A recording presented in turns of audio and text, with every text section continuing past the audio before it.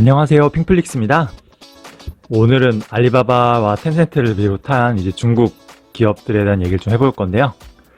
제가 4, 5년 전에 처음 해외 주식을 시작했을 때 사실 포트폴리오에서 가장 높은 비중은 이제 알리바바였어요.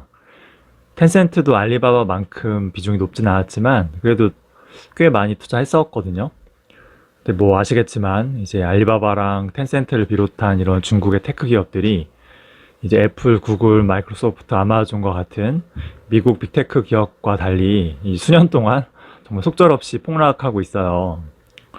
바닥인 줄 알았는데 이제 지하 6층 있다는 게 아마 이런 뜻인 것 같아요. 저는 사실 코로나 전까지는 이제 몇 년 동안 이제 중국 쪽 지인들이랑 이제 좀 사업을 하고 있었어요. 그래서 매일 중국 사람들을 만나고 또 여러 차례 중국으로 출장 가기도 하고요. 또 홀로 중국으로 2, 3주 동안 배낭여행을 좀 갔다 오기도 했어요.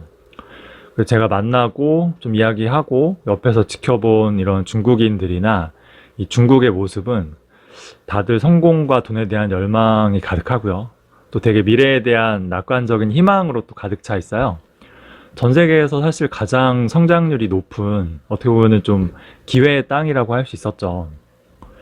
또 예전엔 더 심했는데 지금 우리나라의 모든 청년들의 꿈이 공무원이던 때가 있잖아요. 근데 중국은 이렇게 똑똑한 청년들은 공대에 가서 개발자나 엔지니어가 되려고 하고요. 또 제2의 마윈을 꿈꾸면서 새로운 자기 아이디어로 창업을 또 시도하는 사람도 많고, 또 그런 청년들한테 또 투자 기회가 되게 많다는 것도 좀 놀라웠어요.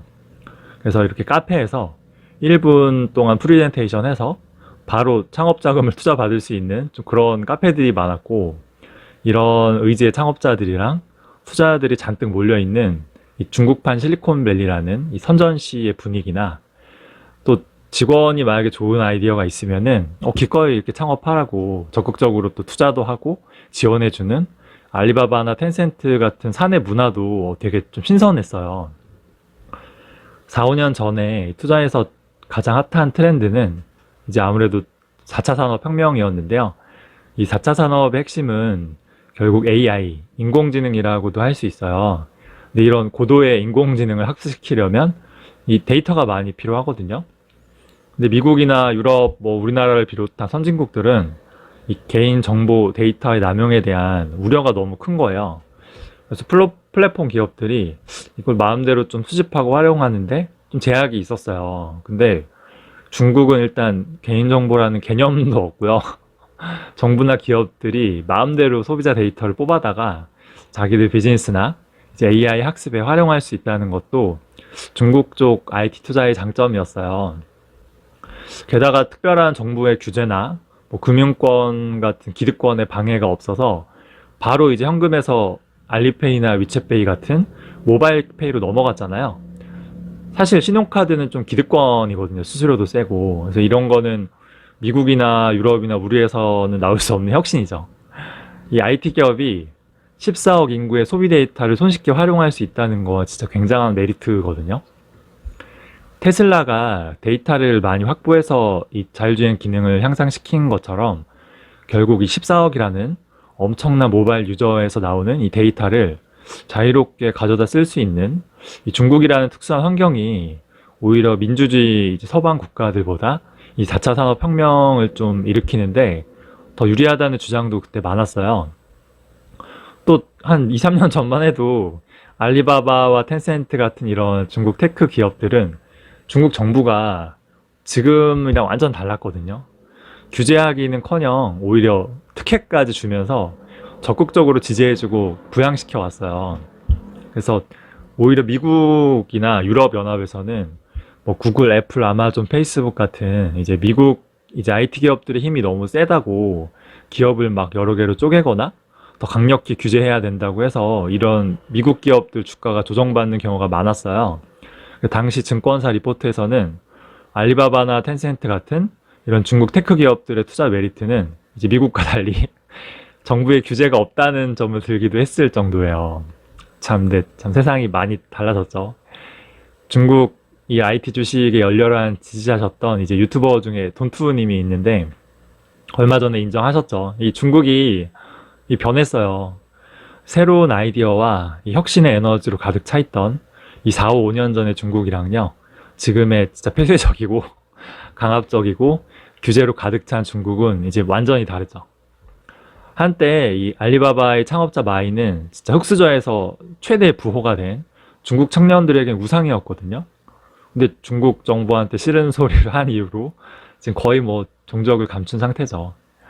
그리고 진동닷컴, 핀더더, 또 틱톡으로 유명한 이제 바이트 댄스 같은 중국의 차세대 혁신 테크 기업들의 창업자들도요, 차례로 이제 자리에서 물러나고 있어요. 또 과도한 이제 규제랑 또 무리한 코로나 봉쇄 정책으로 인해서 이 중국 내 벤처 투자 금액도요, 올해 상반기만 보면은 전년 대비 50% 넘게 감소했다고 해요. 또 IT 기업들의 인원 감축도 줄줄 이어지고 있죠. 또 정부의 규제랑 또 중국 경기 자체도 침체가 같이 맞물려서 이 주요 테크 기업들의 실적도 엄청난 타격을 받고 있는데요. 알리바바가 정부의 규제 전까지는 매년 한 40에서 50%를 뛰어넘는 정말 엄청난 매출과 이익의 성장을 기록했던 기업인데요. 얼마 전 실적을 보니까 이제 매출 성장률이 0%고요. 영업이익은 오히려 줄어들었어요. 근데 시장에서는 야, 이것도 잘 나온 편이라고 하니까 참 암담하죠. 과거에는 진짜 100%씩 성장했던 알리바바의 희망인 이 클라우드 사업도 성장률이 계속 극하강하더니 이번 분기에는 고작 10% 성장하는데 그쳤어요. 이거는 이제 알리 클라우드의 가장 큰 고객이었던 이 틱톡이 결국 알리바바랑 계약을 끊었기 때문이 가장 커요. 이 이유도 좀 씁쓸한데요. 이제 틱톡이 미국이나 유럽을 비롯한 다른 국가에 계속 서비스를 하려면은 일단 중국 기업의 클라우드 서비스를 버려야 했기 때문이에요. 이 틱톡을 사용하는 사람들의 데이터가 알리바바나 중국 기업을 거쳐서 결국 중국 정부로 흘러갈 수 있다는 의혹 때문인데요. 어찌 보면 이 중국 정부에 대한 규제뿐만 아니고요. 이 중국이란 국가랑 공산당이라는 어떤 비호감 이미지가 이런 중국 민간 기업들의 성장에까지 걸림돌이 되고 있는 참 암울한 상황이에요. 그래서 알리바바랑 텐센트 같은 이제 기업들이 동남아랑 인도, 아프리카에 벤처 기업들에 사실 몇 년 전부터 굉장히 많은 투자를 해왔는데요.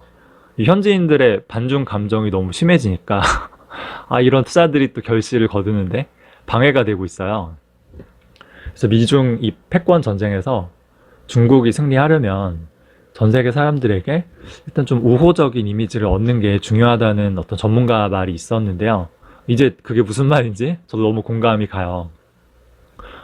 근데 뭐 그렇다고 중국의 이런 IT 테크 기업들이 망할 것이냐, 지금 가지고 있는 주식을 다 내던져야 된다고 하면은 또 그건 또 아닌 것 같아요. 앞으로 이 미국과 중국의 이 G2 패권 전쟁은 결국 장기적으로는 이제 기술 전쟁으로 이어질 텐데요.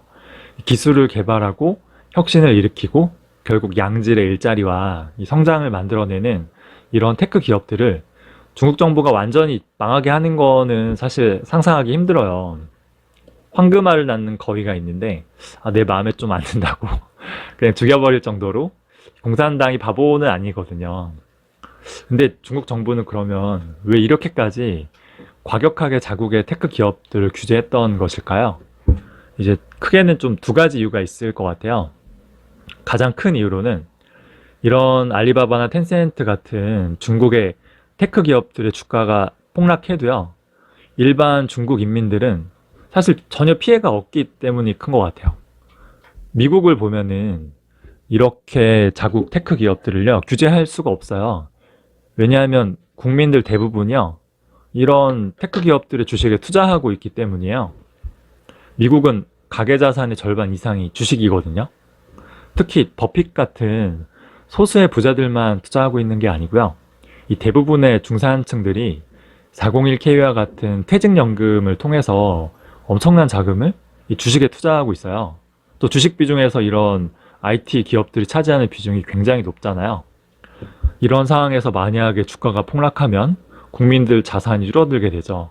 그렇게 되면 소비도 줄고 결국 미국 경제에 엄청난 타격이 생기니까 일정 부분 국민의 자산을 지켜주기 위해서, 뭐 정확히는 표를 위해서겠죠, 이제 어느 정도의 주식 버블을 국가나 연준이 좀 용인해주고 있는 거예요. 근데 중국은 미국과는 상황이 완전히 달라요. 평범한 중국인들은 이제 자국의 테크 기업에 전혀 투자하지 않고 있어요. 알리바바나 텐센트, 뭐 진동, 핀더더 등 대부분 테크 기업이 미국이나 혹은 홍콩에 상장되어 있는데요. 이제 일반적인 중국인들은 미국 시장에 직접 투자는 사실 엄두도 못 내고요. 이제 홍콩에 투자하는 것조차 웬만한 중상층 이상이 아니면은 이게 좀 하기 힘든 상황이에요. 허들이 높거든요. 사실 우리나라처럼 중국인들도 대부분의 자산이 부동산이고요. 그나마 이제 얼마 안 되는 금융 자산도 이제 은행 예적금이지 이 주식 투자는 거의 하지 않고 있어요. 이마저도 상해의 본토 시장에만 투자하는 거죠. 이제 홍콩이나 미국 시장에 투자하는 비중은 뭐 거의 없다고 보면 돼요. 그래서 알리바바나 텐센트와 같은 이런 테크 기업들의 주가가 오르면은 여기 투자한 이제 미국인이나 이제 외국인들이야 좋은 거지 중국 인민들은 아무런 혜택이 없어요. 반대로 말하면 알리바바나 텐센트 주가가 지금처럼 막 폭락해도요. 여기 투자한 미국인들이랑 외국인들만 피해를 보는 거죠. 이제 평범한 중국인들은 아무런 피해가 없는 거예요. 제가 같이 일했던 중국 직원들이 거의 4, 50명 되는데 제가 다 물어봤어요, 예전에. 근데 뭐 거의 주식 투자 일단 안 하고 상해 본토 주식에 진짜 뭐 몇십만 원 소액으로 하는 직원이 좀 몇 명 있고요. 홍콩 시장에 투자하는 직원은 한 명도 없었어요. 아예 투자할 생각조차 못 하고 있더라고요. 특히 알리바바의 최대 주주는 사실 일본의 소프트뱅크예요. 손정이죠. 근데 소프트뱅크가 그 암을 미국 기업에게 팔지 못하게 하려고 알리바바를 통해서 손정이를 압박했다는 루머도 사실 있었는데요. 이게 아주 신빙성 없는 얘기는 아닌 것 같아요. 결국 이 암이랑 ARM이랑 엔비디아의 딜은 취소했죠. 그리고 소프트뱅크는 알리바바의 지분을 계속 축소하고 있어요. 사실 중국 정부가 원하는 방향으로 가는 걸 수도 있을 것 같아요. 텐센트도 최대 주주는 남아공의 네스퍼스인데요. 이 지분을 계속 줄이고 있죠. 결국 일반적인 중국인들의 투자나 뭐 퇴직기금이나 이 중국 국영기업들의 좀 대규모 투자를 통해서 홍콩에 상장된 이런 중국 테크 기업들의 지분을 이제 중국 자본이 충분히 확보하기 전까지는 이런 터무니없는 규제 리스크는 앞으로도 계속 존재한다고 볼 수 있을 것 같아요. 아마 장기적으로는 중국도 금융시장을 발전시켜야 하거든요. 그래서 지금 거의 본토 사람들의 이제 부동산에 몰빵되어 있는 자산을 조금씩 이런 금융자산 쪽으로 옮기려고 아마 할 것 같아요. 최근에 알리바바가 홍콩에서 이제 이중 상장 승인을 받았는데요. 얘도 어찌 보면 비슷한 맥락이라고 할 수 있어요. 기존에는 알리바바가 이제 메인 상장이 미국이고 홍콩은 약간 2차 상장이라 본토에서 알리바바로 투자할 수가 없었어요. 근데 이렇게 이중 상장이 승인되면은 본토에서의 직접 투자도 가능해지는 거죠. 알리바바가 최초의 사례인데요. 아마 향후 더 늘어날 거라고 예상돼요. 그리고 또 두 번째로 중국이 규제한 이유는 이 미국의 빅테크 기업들이랑 좀 다른 점이 있어요. 중국 기업들이 뭐냐면은 해외에서 외화벌이가 별로 없다는 거예요. 애플, 구글, 아마존, 마이크로소프트, 페이스북 등 이런 미국의 빅테크 기업 대부분이요. 해외에서 벌어들이는 돈이 엄청나거든요. 근데 알리바바나 텐센트, 뭐 진동, 핀더더 등 이 플랫폼 IT 기업 대부분이 이 중국 내수시장에서만 돈을 벌고 있죠. 해외에서의 돈벌이는 영 시원치 않은 상황이에요. 그나마 뭐 바이트댄스만이 틱톡으로 해외에서 매출을 올리고는 있는데 아마 바이트댄스가 아직까지도 적자일 거라 추측돼요. 그래서 실제로 외화벌이 하는 거는 거의 없는 거죠. 그래서 이렇게 자국에서만 돈을 버는 기업은 정부가 그냥 망하게 한다고 해도요. 어차피 다른 또 자국 기업이 그 마켓을 그대로 가져갈 거 아니에요. 그래서 뭐 단기적으로는 실업자가 생기고 타격이 있을 수 있지만 장기적으로는 별 타격이 없는 거죠. 근데 이제 해외에서 이제 수출로 외화를 잘 벌고 있는 기업은 달라요. 이제 그런 기업이 만약에 정부의 규제로 망하면은 다른 기업이 대체할 수가 없겠죠. 삼성전자가 망하면 뭐 LG나 하이닉스가 삼성을 대체할 수가 없잖아요. 그냥 다른 국가 기업에게 맡겼다 뺏기는 거예요. 그래서 알리바바나 텐센트와 같은 이런 중국 기업, 테크 기업들이 살아남으려면요. 장기적으로는 해외에서의 매출과 이익이 좀 꾸준히 늘어나야 해요. 근데 알리클라우드, 틱톡 문제를 말씀드렸듯이 이렇게 민간 기업들이 해외에서 돈 벌 수 있는 기회가 사실은 중국이랑 그 공산당이라는 비호감 이미지 때문에 걸림돌이 되고 있는 좀 아이러니한 패러독스가 있는 거죠. 그나마 이제 글로벌 게임 기업에 좀 직간접적으로 지분 투자를 좀 꾸준히 해온 텐센트가 어떻게 보면 알리바바보다는 이런 면에서 조금 낫다고 할 수도 있을 것 같아요. 정리하자면은 이 중국 자본이 이 중국의 테크 기업들의 지분을 충분히 확보 좀 하기까지, 또 알리바바나 텐센트 같은 기업들이 이제 중국 내수 시장이 아닌 해외에서 좀 의미 있는 매출과 좀 이익을 올릴 때까지, 이때까지는 좀 힘들 것 같다는 건데, 이게 뭐 언제가 될지 사실 감이 오지 않죠. 그리고 그런 날이 온다 하더라도 이제 과거처럼 전폭적으로 정부가 좀 밀어줬던 그때에 비해 투자 매력이 낮아진 것도 사실이에요. 뭐 아무리 그렇다고 해도 또 지금 주가는 이 알리바바나 텐센트의 비즈니스 모델이나 이 내실이나 이 중국이라는 시장의 1등 플랫폼 기업이라는 매력 대비해서는 너무 싼 게 아닐까라는 생각이 좀 드는 것도 사실이죠. 세상에 공짜는 없는 것 같아요. 이 하이 리스크, 하이 리턴이죠. 이 리스크가 너무 크고 불확실하기 때문에 주가도 터무니없이 싼 거고요. 거기에 따른 이제 위험이랑 보상이 같이 공존하는 거죠. 예전에 삼프로TV에서 이제 오종태 이사분이 나오셔서 이 투자는 복잡계라는 얘기를 했어요. 진짜 이 투자는 너무 어렵고 예측이 힘든 것 같아요. 이 기업의 실적만 봐야 되는 게 아니고요. 경제, 정치, 문화, 과학, 대중의 욕망, 심지어 천재지변까지 이 고려해야 될 변수가 너무 많고 너무 엉켜 있어요. 저는 이제 기업의 본질은 그대로인데 정부의 규제로 단순히 주가가 떨어진 거라 이게 좀 장기적으로는 기회라 생각했는데요. 이게 오판이었죠. 이 정부의 규제는요, 결국 기업의 본질도 흔드는 거였어요. 또 제가 몇 년 동안 중국에서 사업 좀 해봤다고, 또 중국 사람들을 좀 겪어봤다고, 제가 중국을 좀 잘 안다고 생각했던 것도 좀 착각이었던 것 같아요. 이게 투자의 세계에서 뭘 좀 안다고 확신하는 것만큼 위험한 게 없는 거예요. 늘 겸손해야 되죠. 그래서 결국은 좀 ETF 비중을 늘리는 것도 맞는 것 같아요. 이게 경제, 정치, 문화, 과학, 뭐 대중의 욕망 등 이 수많은 변수를 고려해서 이 개별 주식 하나에 투자할 만큼의 능력이 저는 좀 없다는 생각이 갈수록 드는 것 같아요. 꼭 알리나 텐센트가 아니라도 결국 중국의 기술주는요, 이제 장기적으로는 성장하고 주가도 오르겠죠. 그래서 최근에 저도 뭐 알리바바나 텐센트를 전 한 주도 팔지는 않았어요. 근데 개별주를 무리하게 투자하지는 않고요. 그냥 이 포트폴리오 비중에 맞춰서 이 항생테크 ETF 투자만 하고 있거든요. 다만 중국 시장의 매력도가 이제 예전과 같지 않다는 건 인정해야 될 것 같아요. 그래서 전체 포트에서 비중도 예전보다는 낮추는 게 맞겠죠. 그래서 한때는 제가 중국 IT 섹터의 비중을 30% 이상도 생각한 적이 있는데요. 장기적으로는 이제 20% 미만으로만 가져가는 걸로 좀 바꿨어요. 행여나 과거 제 글이나 영상을 통해서 알리바바나 텐센트 투자를 했다가 이제 손해보신 분들이 있다면은 먼저 좀 죄송하다는 말씀을 좀 드리고 싶고요. 뭐 지금도 그렇지만 그때는 더 제가 좀 순수하고 좀 어리숙하고 좀 바보 같았던 것 같아요. 근데 당연한 말이겠지만 이 영상이나 이런 인터넷에도 수많은 영상 자료들이 있잖아요. 이런 거는 어디까지나 참고나 해야 돼요. 증권사 레포트도 마찬가지죠. 왜냐하면 투자에 대한 책임은 결국 본인이 질 수밖에 없잖아요. 그래서 복잡계 세상에서 갈수록 좀 어려워지는 이 투자의 세계인데요. 부디 모두 잘 살아남기를 바라고요.